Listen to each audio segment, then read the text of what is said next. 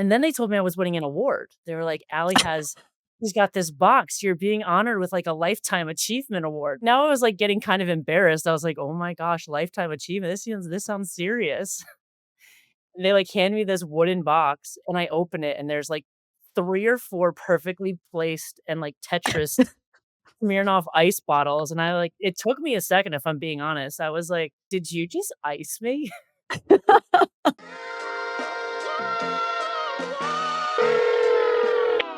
Hello.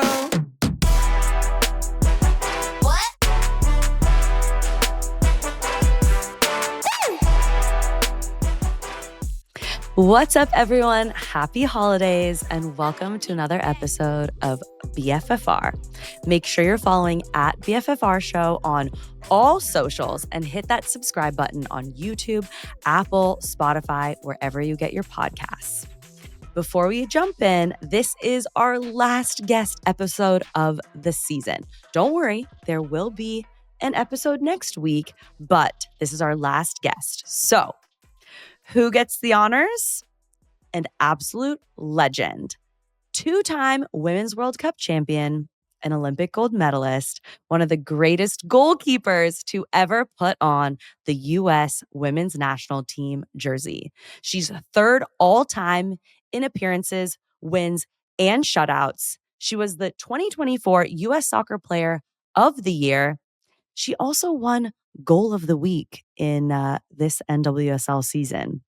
I'm sure you remember that. Welcome, Alyssa Naeher. Is it just me, or do you have those people in your life you absolutely cannot figure out a gift for?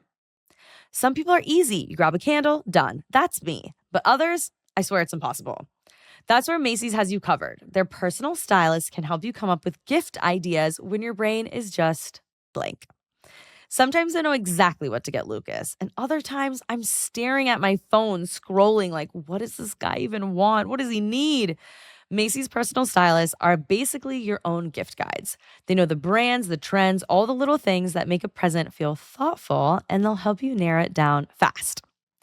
The best part is it's totally free. They can even ship everything out for you. Plus, you get 20% off your first purchase. And right now, with Macy's Friends and Family event happening, you can stack that with some really good deals. 30% off top brands and 50% off beauty. So book a personal stylist session and get some fresh ideas for the people who are hardest to shop for. It honestly makes gift giving way less stressful. Alyssa, We finally got it. we did it. Welcome to BFFR. We found a time.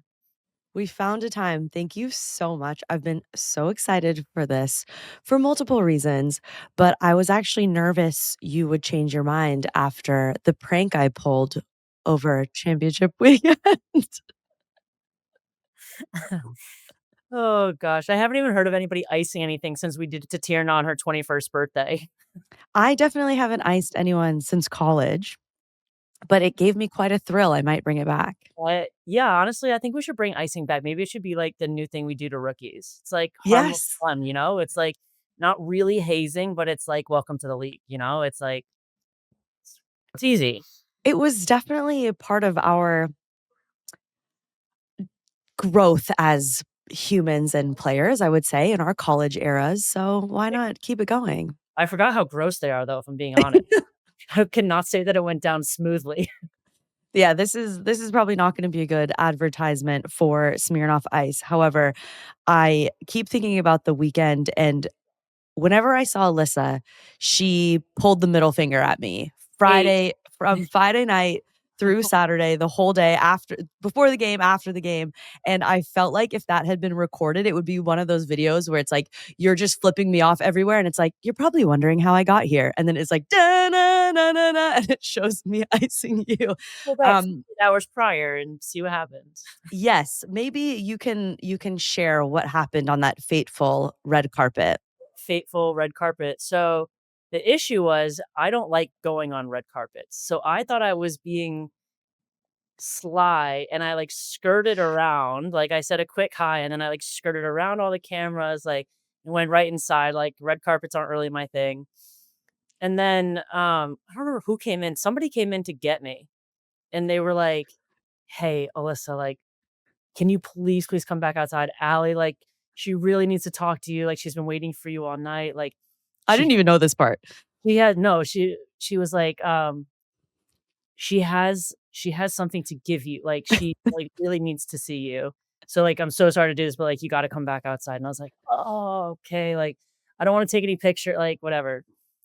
And I was like, "You know what? We kinda did Allie dirty in Chicago, like, we messed up the retirement thing, we, like, got it wrong, we botched the ceremony, like, the anthem started playing prematurely, like, as you're standing there, like, our owner and president are like, 'What's going on?' They felt horrible." I was like, "You know what? This is the least I can do is, like, go back out and, like, give Allie her Oh, flowers for her retirement, this and that."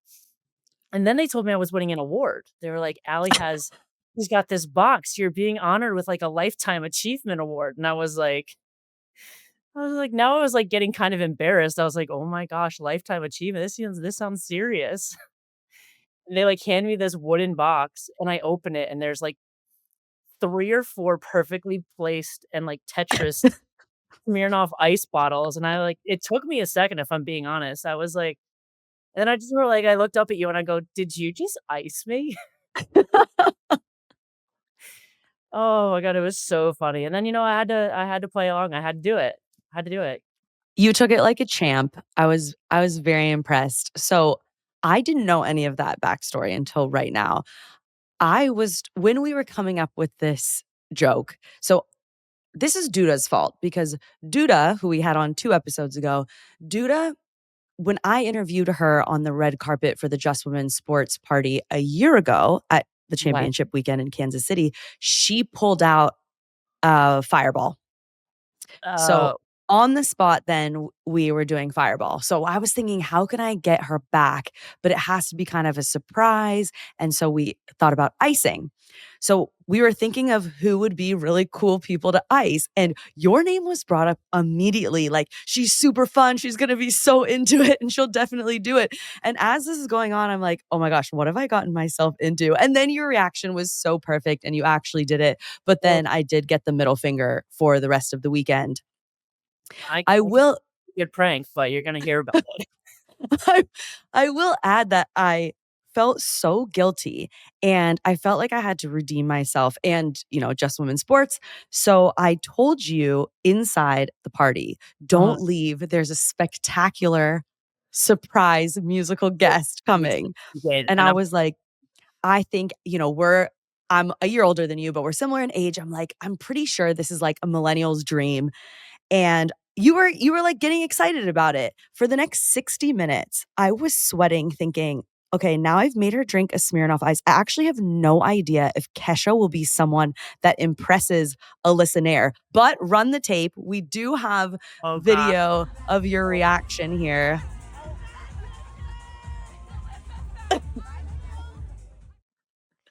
It, like, So instantly brought me back to college. That was the thing. It was, like, instant transformation, like, back to, like, 2006. exactly. So it was like a good consolation, right? It was great. Yeah, it was fantastic. What was your favorite part of the NWSL Championship weekend? I thought it was such a huge success. Yeah, I thought the Bay did a great job. It's been really cool, I think, to see how it's really evolved and grown over the years to get that many, I mean, let's be honest, like, it kinda sucks for all of us that, like, Yeah. would wanna be playing in that game, but Yes. like, it's kind of like we're making lemonade out of lemons over there, but I think, to be able to kind of the reason I even, like, went out there also is, like, I got convinced by Kristen and Tobin because I had seen them when we played Angel City, and they were like, "You gotta come out, like, it's gonna be fun, like, we're really trying to make it." Obviously, a lot of current players are there, and they go through different, like, whether it's a skills challenge or different sponsorship opportunities or whatnot, but Chris and Tobin were like, "We're trying to make this, like, almost like an alumni event as well of, like, so many former players that it's like a reunion of sorts where Yeah. you kind of come back in and you see people you haven't seen for a really long time, and a lot of the retired players have podcasts now or even current players, honestly, it's like podcast weekend for everybody, so It is. which is cool as well. So, like, everybody enjoys doing it, kinda just bounce around from show to show, but I think just, the Bay put on a great, weekend for everybody. To be able to celebrate, within the PA does a lot of work throughout the year, and to just get a lot of players together to celebrate a year, and obviously a lot goes into any season. The good, the bad, the ugly, all the highs and lows, and just to be able to, I think, have that camaraderie around the league as well of, yeah, we compete, we go hard, we fight, week in and week out. We all want to be in that championship game, but I think what you see, just like the culture of the league, the people within the league, there's just like such a mutual respect for everybody in it.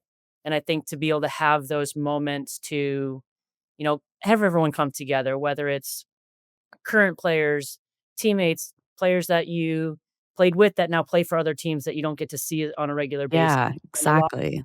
like a lot of alumni coming back in, and even some of the older alumni coming back into it and doing that kind of stuff, I think is just really, it's cool that so many people want to be a part of it.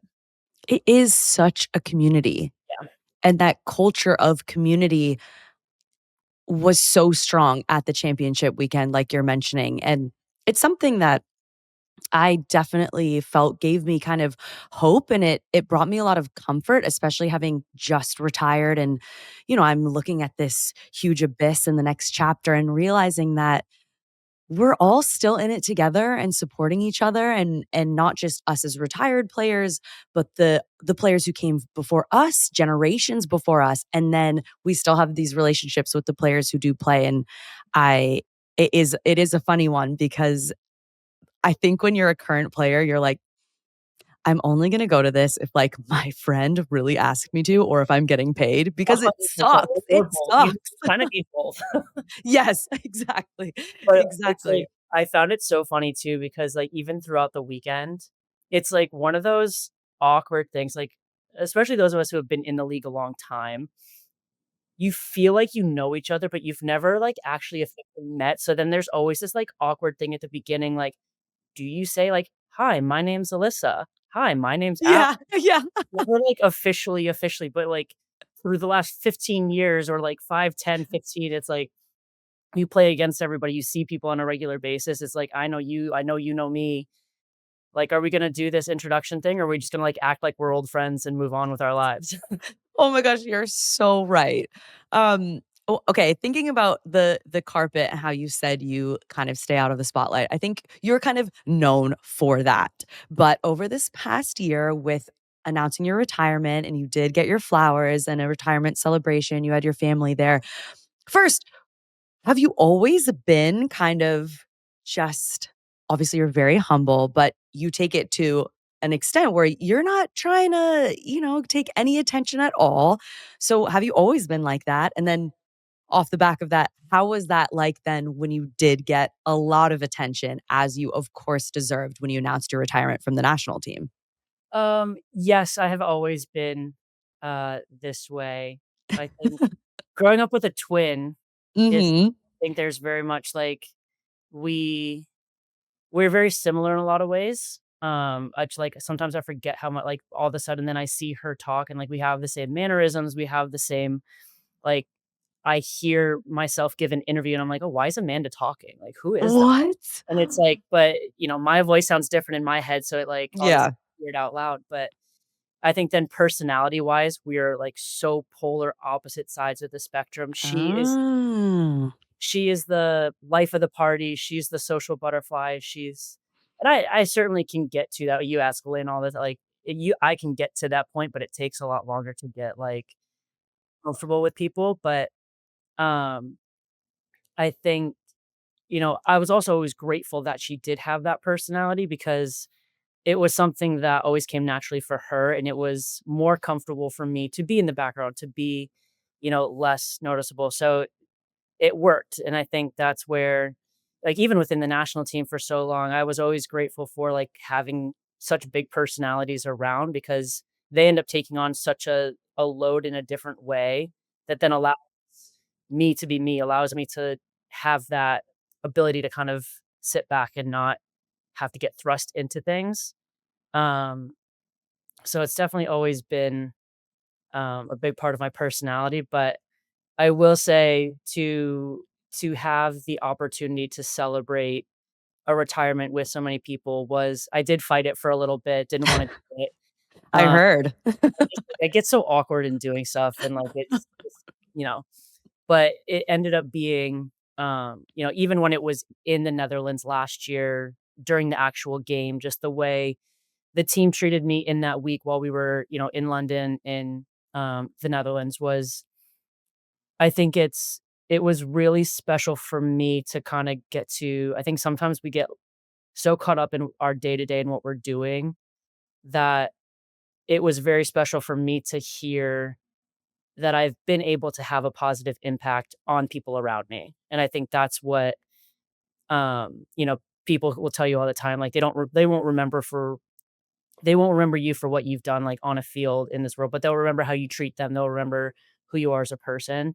And I think even, in Connecticut to have I had 12 of my Chicago teammates fly out for the weekend to celebrate, which was we had an absolute blast. I had, 100 different family members at the game, a party afterwards, and I saw club teammates that I hadn't seen since I was, 10 years old or in high school and everything else. So to be able to celebrate my career that so many people have been a part of with all of those Yeah. people was it was very overwhelming for sure. It was really, really overwhelming, which I'm sure you can understand, with Yes. um, but it was, I am very grateful to have had the opportunity to do it because it's something that it was very special and I will remember it for forever. What has this past season been like without having the national team, that loading and just that whole other life and world and part of your career that obviously has been a huge part of you for such a long time? It was something that I think anyone who's lucky enough to play for a national team, you kind of debate and you see it more and more. Like, can you retire from the national team, continue to play professionally? I feel like when we were younger, the reason you played pro was to make the national team. And it was so tied up. Whereas now we are celebrated as being professional athletes, finally. And you have women who have these amazing careers without having played or maybe played for a short time, never got the chance, play for a country where yeah, they just don't get that opportunity or don't go to a World Cup, whatever it is. So I'm curious, obviously, did it all in one go. I didn't have the chance to keep playing for the national team. So what has this last season been like for you focusing on your professional career and Chicago? It was definitely different. I think the strangest part was, for so long, it was it it was kind of like almost who you had to answer to, like, not just, like, after every game or after obviously, you want to and I've always cared very deeply about the league and Chicago and, like, wanting to do well for a club. Obviously, the national team is a huge goal, and you're always also preparing for a World Cup or an Olympics, or you're trying to just honestly make the camp to camp roster.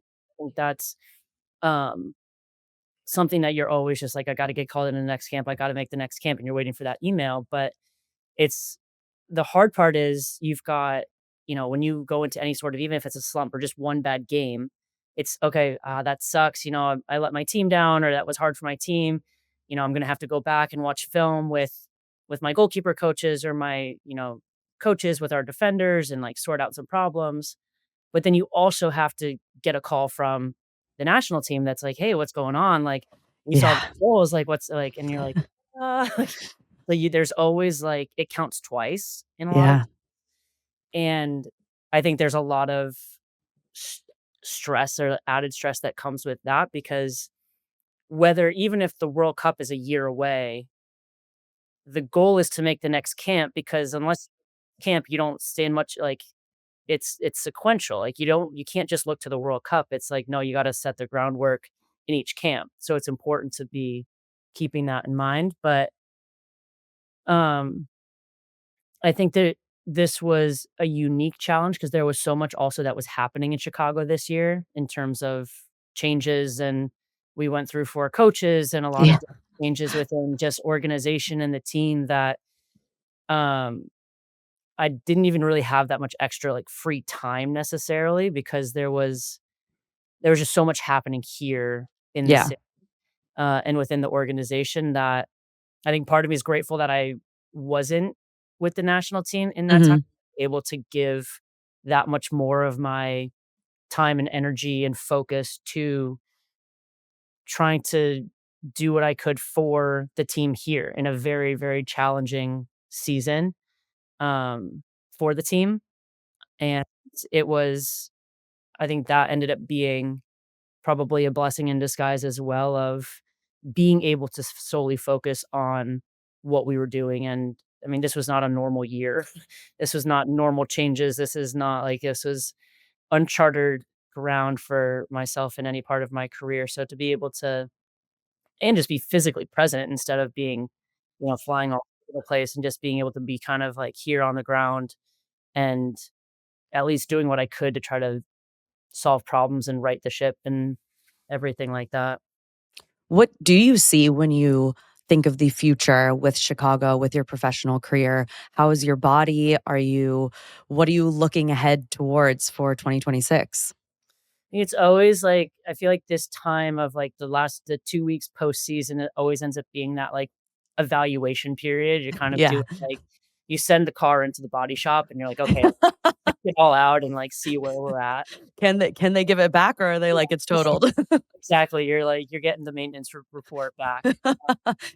But I think, yeah, that's the the point we're at right now. It's just, like, doing the full evaluation like I've done at the end of every season and taking the time to really, how does the body feel? If there's always going to be some knocks that you end up with. You go through a long season, nobody finishes the season 100% healthy, and then it's just getting those things taken care of. And how do you feel mentally, emotionally, physically, all of it, and what you feel like you can give going forward. And I think that's always the question of if you feel like you can still give 100% to what you're trying to do, then keep going. If you don't think that you can, then it's not fair to yourself or the team to do that. So, I think that's where we're at now. I think the club is um moving in a positive direction. I think to have as hard as it was to get a 4th coach coming in at in August, I do think that it was beneficial to at least just for and it wasn't even the official head coach, it was our future assistant coach. The head coach will obviously come in January Yep. with it. Yep. But at least getting him on the ground, seeing, like, firsthand where the different areas within the club or the team need to be addressed, like, Mhm.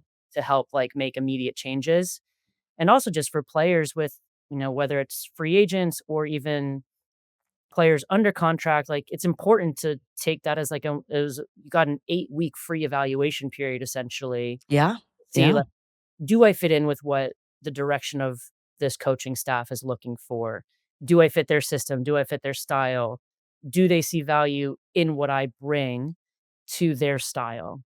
Rather than everything new starting in January, and now all of a sudden you're like, "Ooh, this might be a really long year. I don't really fit it." And now you're kind of scrambling of things like that. So I think it was beneficial on both sides of players get a sense of what to expect in the future for the next year, and the coaches get the opportunity to implement the groundwork and start to implement some systems and at least again like see what holes they feel like they need to fit, whether it's different positions or different players or personnel or coaches that you can add or staff members that you can add or just different things around a stadium that you think would be beneficial. I think having all of that, but I think it's moving in the right direction. What is it about this city or this club? Obviously, it's not the coach because you've had a lot of those that keeps you in Chicago. I mean, you've had such an amazing long career there. I guess well, Boston is now coming back. You had a stint in Boston. We can talk about that later, but really of the existing clubs, Yeah. you're like a legacy player. Yeah. It's your club. So what is it that keeps you in Chicago? I love the city. It's such a fun city, it's a great place to live. It's similar to Boston, it's a huge sports city. Like, you walk down the street on any given day, and you've got people wearing Cubs gear, people wearing Blackhawks gear. I mean, even flying I flew in today, and everyone in the airport's got you can tell who the locals are and who's, like, flying through O'Hare because all the locals have some sort of Chicago sports branding that they're That's so wearing. cool. And it's just like there's a the and then the Bears are good again, so, like, everyone's like and the Blackhawks are doing well, so everyone's like even though there's 9 inches of snow on the ground, the vibes are high, it's, Oh. doing so that's really fun to be a part of. There's the food is incredible. There's anything you want to do, you can, like, step outside your door, like, whatever you're looking for. If you wanna go to water, if you wanna go get food, if you wanna do whatever, it's like there's so many different choices, um, and it's just a great place to live. But I think the biggest thing for me is, like, I've always loved, the teams that we've been able to put together, the teammates that to play with, and even though that has changed a lot since the first year that I was here, there was a good chunk of us that were here for, like, 6 to 8 years, um, that kind of went through a lot together as a group and as a team. But even now in these last 4 years, it's been, um, it's just it's fun to go to the field every day and to be like, even again, as much as this year was a struggle for us, like, somehow we kept good vibes, we kept the energy high within, like, the locker room and the culture and everything. So the teammates that I've had the opportunity to play with and still have the opportunity have been, you know, I think the biggest thing that has kept me, like, here in Chicago. It's just been, like, a really good, great group of people. Okay, well, let's give Boston a little love here. How exciting is it that we're gonna see a team in Boston again? How do you feel about the expansion? I think it's great. I mean, Boston should have a team, and you have, like they're the epitome of a sports town USA. Yeah. When you think of Boston, you think sports. And to incorporate women's soccer into that culture and to bring it back, I think is incredible. And I'm excited to see to give a New England team, like, get their team back. The fan base was always so passionate there. Yeah. And I mean, it was one of those teams that was there in the WUSA days, that was there in the WPS I days, know. there in NWSL. So, like, Boston needs to have like, Yeah. Boston needs a team. So, the fact that they're coming back is exciting. I think obviously expansion is always challenging. It's always you're building again from the ground up. So, I'm sure they're gonna have, some growing pains along the way, but if they can really tap into that sports culture that is Boston, that is New England, it's gonna be an incredible organization long term. Oh, absolutely. Okay, I wanna share some stats here. Okay, so you're a two times World Cup champion, Olympic gold medalist. You were U.S. Soccer Player of the Year in 2024, the first goalkeeper in U.S. Women's National Team history to make three or more saves in a penalty kick shootout. Like this stuff is mind blowing to me. Also, I read this. So when you started the team's first group game for the World Cup in 2019, it was the first time in over 2 decades that neither Hope Solo nor Brianna Scurry was in goal for the US at a World Cup. Like, I guess if you think back over the history of the US women's national team, like that's not surprising. But when you think about that sentence, like that was when you stepped into that role, you had the opportunity to kind of be there for a short time or start your own era of American goalkeeper, which you did. I like to call it the Alyssa Naeher, if you will. I like that. So thank you. Um, when when you were when you earned that position, did you feel the pressure of those greats that came before you? Were you confident? Obviously, you had had a great career up to that point, but it is such a unique position that I obviously know nothing about. It feels like you play a different sport and Yes. that role because if you get that spot, it is hard to pry it out of someone because it's so unique. It's not like, oh, we're going to sub you out at the 75th. Oh, she did a great job coming in, so now she's going to start. Like, this is just different. Yeah. I think for me, I definitely felt the weight of it. Like, I'd be lying to you if I didn't, like, admit that. Like, I certainly felt I don't think up until the, like, it was the media day that we had in New York before flying over to France. Up until that day, I think that was the first time I heard anyone say it out loud, like what you just said is, like, in that Yeah. tweet, and I was like, in your head, you know it because you Right. just but then I was like, "Oh," because there was a couple different, like, qualifying tournaments that Hope had been injured for that Barney played in or Right. different things, but it was never, like, the major tournaments, Right. and that was going into it. I mean, I'll never forget the way my knees were shaking walking out of the tunnel for the first game of, um, against Thailand in 2019, but I definitely felt the weight of it, and I think almost more so I think it came in 2 different parts. I think I felt the pressure's not even the right word for it necessarily. I think the way like it however else you would say that, but in 20 the end of 2016 after Hope, was gone and kind of going into that 2017 year, uh, both Ash and I had been on the team at that point for a while. It was the 2 of us Mhm. going in, Mhm. and we at that point, we knew the spot was open and it was gonna be Yeah. competition, and I think that was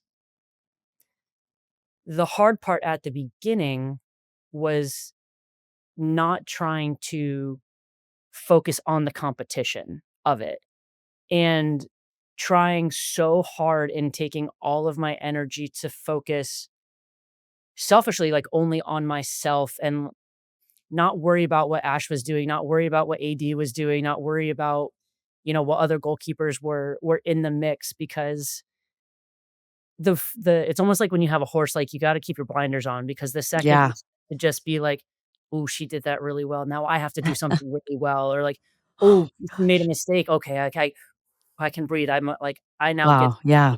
make a mistake." I think that's where my mind was often at, so it was I tried to, as best I could, make the decision like, "Okay, do in training, in games, it's" as cliche as it sounds, like, control only what you can control because, I mean, that's sports. That's all you actually can do. That's Like, that life.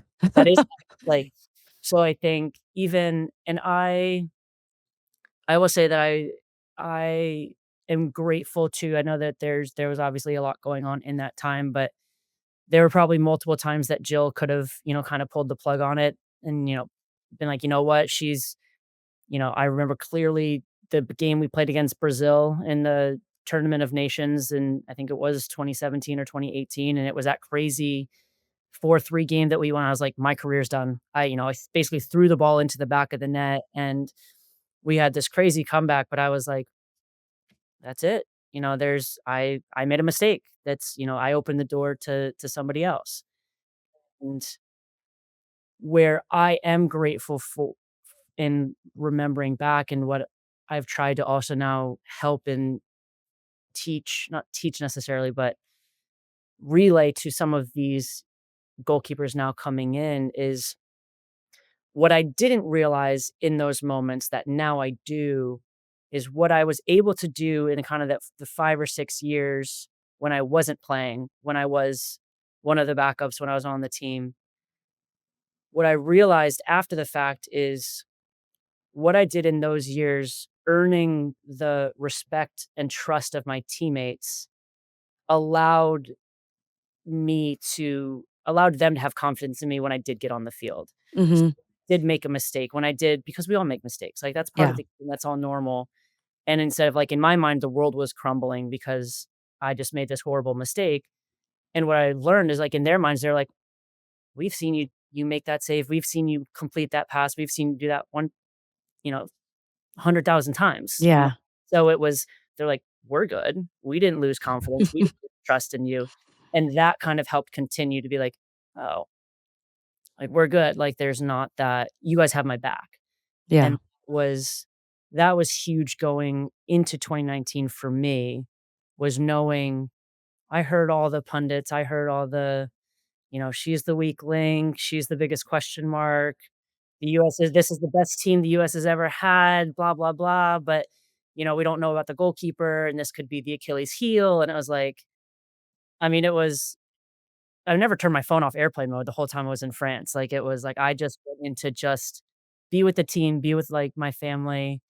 I trusted myself. I had the confidence. Like, you always like gets a little shaky here and there. Like, nerves are a big part of it, but I always knew the second I got onto the field and I looked at the 10 people in front of me, I looked to the side, like, you see your teammates, it's like, I'm good. Like, they've got me.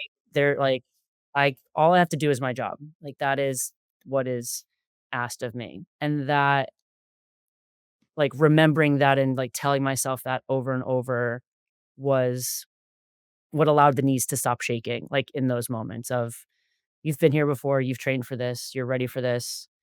Um, I've never prayed for more peace in my entire life throughout the whole tournament. It was just, like, constantly, um, and even family members and friends reaching out like, "We're just praying for peace over you. We're just praying for peace." It's like this common thread, like, nobody was ever like, "Yeah, we're praying for you to win." It was like, "We're just praying peace over you." Just like, "Just you're good."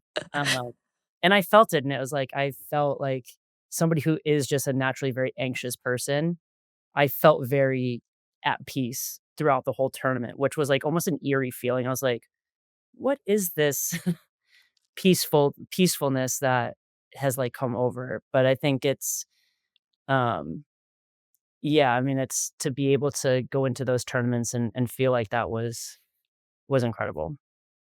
So the Alyssa Naeher was built on prayers of peace. Yes.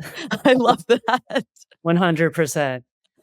Okay, well, I don't think of peace when I think of penalty shootouts, and this is my chance here, okay, to talk to the best of the best about penalty shootouts. What is going through your mind? First of all, do you love them or do you hate them? Like, is this like, this is my time to shine? There's no pressure. Like, if I make one save, we could win. Like the kickers, they need to score their goals. Like, what is going on? I think I embrace them. Okay. I don't think that I would say, like, I love 'em, like, this is my time. Like, I definitely Okay. I but it's also, like, it's not crippling. It's not like, "Oh my gosh, what are we gonna do?" Like, I Yeah. think it's a, "Alright, here we are, like, we've prepared for this, like, we've gone through all the training, we've done all the studying, this is part of the game, it's a cruel part of the game, it's a horrible way to lose." It's just like yeah, it's just, like, brutal, but I think, um, I embrace them. It's, the more that you can be in the moment with it, it's like kind of a blackout moment. It's like and it's like you almost get, like, put into a trance a little bit. Mm. Like, it ends and you're like, kinda snap back and you're like, "We good? Did we win? Did what" it's just You have looked entranced when I've watched you in yeah. penalty shootouts. It's like as if all the calculations are going on, like, it's Yeah. like remembering everything that you're studying and learning, but Well, so we saw in the Euros, and obviously it's nothing new, that there will be a water bottle or your goalkeeper coach has some kind of signal to remind you kind of when you see who the taker is, what their tendency is, because that is a lot to remember. Is there is that when you are preparing for the chance of going to a penalty shootout or even an NWSL game, if there is a penalty, how much have you memorized the tendencies of the most likely kickers on each team? um, I memorized everything. I think for me, that's what kind of it was an exercise in it was funny, people would look at me sometimes because 'cause I'd be, like, at the breakfast table. I remember even, like, the morning of, like, the Netherlands game in the Olympics, and I'm like, my eyes are closed, I'm thinking everyone's like, "What are you doing?" And I was like, "Oh, the PK's in my head," like, and I'm going back through all the videos and the, you know, playing percentages and all of that, and it's just and every goalkeeper, like, you have your different styles. I mean, Nick Rimando has written articles about he was an incredible goalkeeper when it came to saving penalties. He's written articles about his style and what he sees and what he thinks. Um, even before 2019, the coaches were reaching out to, "Hey, Brad Gazan, like, what do you do?" Like, they're studying to him how, like, all different techniques of different things to look at. And then it comes down to, like, at the end of the day, I mean, some goalkeepers, it's like if you've got a shootout, they'll always go the same direction and hope they can always Mm, win. That's where it becomes a little bit different, like, if it's a shootout versus, like, an individual right. penalty is I've had some that in their brain, they go, "Okay, I'm going, like, 2, 2, 2, 2, 1, 2, 2, 2," like, Oh and they my just gosh. it's like everybody has their different things, and it's like you study all of them and you play around with it kind of all year too to see what works for you. And then it's like whatever you get comfortable with, and for me, it was I still had, like you have, like, your little, forms and stuff. Obviously, the best kickers in the world, they can they do that too. They study us just as much as we study Right, them. right. It's part of the game. It's such a mind game at this point of, It is. she knows that I know that she knows that I'm Yes. going here, so do I go where she thinks that she knows I'm gonna go? Yes.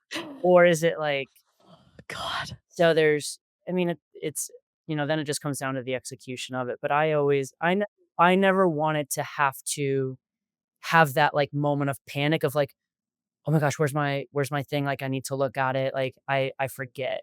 So I always would just, like I try to memorize as all of it. That way I didn't have to I could kind of, like, lock into the moment because, like, all jokes aside, like, I did kinda get into a trance, like, in the stuff, and I'm just, like, replaying in my mind all the different things, like, I didn't wanna have to break that to be going and worrying about, like, "Wait, what side is it on a towel? Is it on a bottle? Mhm, Is it, mhm. like is it written on my arm?" Like, I didn't wanna have to, like to me, those were all external things that Yeah, just easy rely on yourself. with, like, internally, they're, all of the that's how I liked to be able to do it. Sometimes it worked, sometimes it didn't, but, Hey, uh for you, it worked a lot. Let's be honest here. Okay, so tell me about the GKU because for anyone who doesn't know, this is a goalkeeper union, and it really it dawned on me a few years ago, probably when I was playing in this league, how there's just this camaraderie among goalkeepers. And it is a beautiful thing to see. It's also kind of annoying because it's like you don't actually play against each other in that way, right? Like you're so far, you Yeah, kind of know what each other is going through, especially when you see something like a penalty shootout. Like unless one of the keepers is going to take the kick, like you're playing this different game.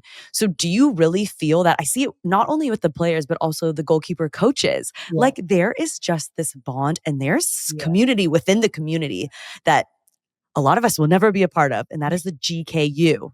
yeah. My goalkeeper coach from when I was young, he taught me that early on. He's like, "At the end of every game, the first person you gotta go find the opposing goalkeeper and just be the first person to shake their hand and just" it is a unique position. It's something that it's we are not directly competing against each other, but we are in obviously in the winning and losing, and you're playing for your team. But whether you are in there's such a mutual respect for what you're doing, I think, and understanding, um, again, like, the gravity or the weight of what it can be a very isolating position if you allow it to be, and it doesn't have to be, but just by nature of the position, you're alone back there, and, there's so much training and preparation that goes into a game, Mhm. and then sometimes it's all for one moment, which is it's Yeah. like which is crazy. You don't get to be involved in, like, as much of the stuff, and it's just staying I was reading something or listening to Tim Howard on a podcast recently, and he was talking about how he's like, "Oh, I'd walk off the field and I was exhausted, just, like, wrecked." He's like, "I wouldn't even have touched the ball for 90 minutes, but just, like, mentally staying engaged the whole Yeah. time," and just so I think that's the part that we can all relate to each other on and have that understanding. Mhm. And I mean, I'll catch myself even, we're playing a league game or whatnot, and I think my player's in, I can see I've always had the perfect angle for, like, the Yeah. messages, Yeah. and I'm like, "Oh, that was great," and then, like, somebody makes, like, a great save, I'm like, "Ah, damn, that was nice. Like good save, good save, good save. And it's like, you gotta respect it when it happens because it's doing your job. Obviously, I would have loved to score the goal for our team, but, you kinda gotta give props where when they're due, but and even within training, it's there only one person's gonna be on the field at the end of the day, but the whole week, everyone is training the same way, everyone's same effort with a common goal of, if I'm the one in goal that week, whether like with the national team or now here in Chicago as well, like it's okay, what are we gonna be facing with this opposing team? What are their threats when we play different teams, different forwards?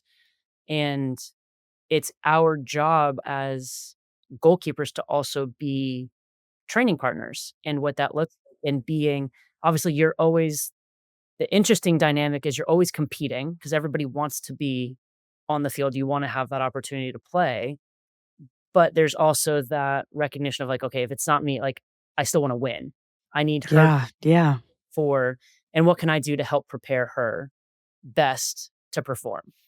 And that's where even it's oftentimes you see like the the other goalkeepers that are on the bench always go running over to the goalkeeper need Yeah, like what yeah. halftime or just whatnot. And obviously every dynamic is a little bit different. Some are closer than others. Some it's very professional. Some there's, a lot of talking tactics. Hey, what do you see? What can I do? Sometimes it's like just leave it alone and have at it. But it's definitely a GKU is strong. Okay, well, we can't ignore the fact that you did score a goal, I did. That was and fun. it is legendary. I when did you Like realize, forward. like Like I get the rush now. It's you're fun, like, "What have I been doing?" right? Okay, here we go, here we go. I mean, this is just oh, oh! I mean, the 2 hands up, you kind of I don't wait, so are you did you not think it you kind of run So, away. it was like it was total chaos, truthfully, like, Can see that. classic NWSL. Like, I mean, Oh my god, there she is. there's, like, everything that the whole play just, like, sums up our season too, just, like, utter chaos, but pure just doing whatever you can to try to, like, find success with it. You've got Allie ends up on the ground, B is trying to help her up, Tati runs into the post, so she's limping away, like, you've got other people in the background going just, like, not able to do anything, but Claudia made a great save on Julia's initial header, and now she's on the ground, the ball is bouncing. Good thing you didn't take a moment there to be like, "Ah, Uh, good first save, girl." um, but I remember seeing it, like, bouncing around because it was, like, I was just standing there and bodies hitting the floor around me. Kati runs into the post. Defenders are around, and it just kind of bounced. I thought it was already across the line, but I was like, you know what? I'm just gonna kick it for good measure. Just- Oh, okay. There was a part of me that was like, I don't want to steal someone's goal, but I thought I was like, you know Oh what? my Just I'm gonna make sure. Just like let's be sure about this. Okay, so the first celebration is like goal, not like it I was my literally goal. said like it's good, right? Like I don't know Ah! what that it's good. I'm like, look, I mean, it was Monday night, so it was like Monday Night Football, Oh like at my that point. god. But that was like but as soon as I kicked it, I heard the whistle blow. So he had inadvertently blown the whistle. You're not supposed to blow the whistle, like, on goal like, usually you don't blow the whistle. So, Oh. the ball hits the net, like, we all see it hit the net, but then we hear and Seattle's point, like, they think it's offside. You're trying anything. I do the same thing, I'm like, Yes. anytime the ball hits, but we hear the whistle, everyone's kind of on the ground. We didn't know, like, did a foul get called? Is somebody offside? That's why I started running back because I thought they called Oh, you're like, "I foul better get back in the goal." to get the goal, but then he wasn't moving. I see him starting to drop. I'm like, "Did we score? Like, what is happening right now?" And it was like nobody knew what was going on, and then they, like, point to the center circle or whatever they point to that you score, and I still didn't know until after the game that it got credited to me because the game ended 'cause, like, the ball was, like, hovering over the line when I kicked it, like, I knew it was close, I just wanted to make sure, So the game ends and like the defenders turn and run back to me and like there's like 6 of us that are like hugging back there. We were just glad at that point that we were down 3-0 and it was like so to be able to come back and I keep asking him like, "Was it me? Did I get that?" I was like, "Did I get credit for that?" And we didn't know until we were in the huddle. And our media guy came down and said that it was that they, like, looked back on it on the film, and I got the goal. What a spectacular story just added to the Alyssa Naeh-ERA It was lore. it was so funny. Okay, well, I have to let you go. I could talk to you forever. I have so many questions, but we'll just have to get together another time. I can't let you go without asking you to be part of our best gift ever segment presented by Macy's. So you can always shop your faves at Macy's.com. When I think of you and your twin, I have always wondered with twins, did your parents have to give you the same gift? Did you have the same Great taste? Like, you have question. to have the same value? Like, how did that work? It's a great question, especially with Christmas coming up. Thank Uh, you. it is so the irony is, like, I'm 37 years old now. My younger sister's 33, tons of grandkids in this point, like, my parents still, to this day, are like, "Okay, so, like, you guys might get some different things, but don't worry, it's all even out." I'm like Oh, we're like, "You guys, we get it." Like, we're that's so good. sweet. But, like, That's so literally still sweet. to this day, it's like, "Don't worry, like, it might look a little bigger or this or that," like, or they get 3 and you get 1, but, like, and we're like, we love it." Like, we're good." But it was always, we were definitely the open in a circle family, like, one at a time, like, that was our thing. Mhm, But it was always we didn't have to necessarily get the exact same thing. We often would get especially when we were younger, we often would get very similar things, but maybe like a different color or things like that. Like we had all the same interests for the most part, uh, but it was always then once we got a little bit older and we were like more specific or whatnot, would change a little bit. I'll never forget getting older and being like, you know what? I really need this year is tires for my car. You know, that's when you know you've reached, like, that's co adulthood. yeah, like, adulthood. You're like, "Yeah, if I could get some tires or, like, a gift card toward maybe just 1 tire, I'll then buy the other 3." Uh, Yes, yes. but, yeah, it was we didn't always get the exact same thing, but my parents were always very gracious. They were very generous with us, um, and everything all evened out as it was, but, um we got some good gifts growing up, and now we have fun giving gifts to each other, which is great. Actually, I Oh, love giving the nieces and nephews. That's more fun for me now on yeah. holidays. Oh my gosh. Well, Alyssa, I'm sad my dad left because he announced at the dinner table that you were his favorite player on the US women's national team. I love that. You now that you have departed, you've been replaced by our other favorite Alyssa Yeah, Thompson. But yes, yeah, he, he wanted to tell you, but I don't know where he went. So take that for what you will, but, John Riley, he can be a tough critic, and he just take it. said, "She's the best this country's ever seen." So, Very kind of him. I'm And not sure the world is ready for, like, an Alyssa Naeher, John Riley, like, collab, so maybe this is for the best that he disappeared. yeah, next time, I don't say Thank you so much. You actually are our last guest of the year, of the season. So thank you. It is an honor to have you have that role. I'm going to keep dropping my Alyssa Naeher because I'm so proud of it. And also, my apologies again for the icing, but I think you and I maybe can keep that going for future generations. I agree. I agree. Thank you so much, Alyssa. Yeah, it was fun. All right, that's it for this week's episode of BFFR. Thank you so much to Alyssa for being our last guest of the season and for hanging with me. Don't forget to subscribe on YouTube, Apple Podcasts, Spotify, anywhere you listen to your podcasts. And follow us at BFFR Show on all the socials. We will see you next Monday.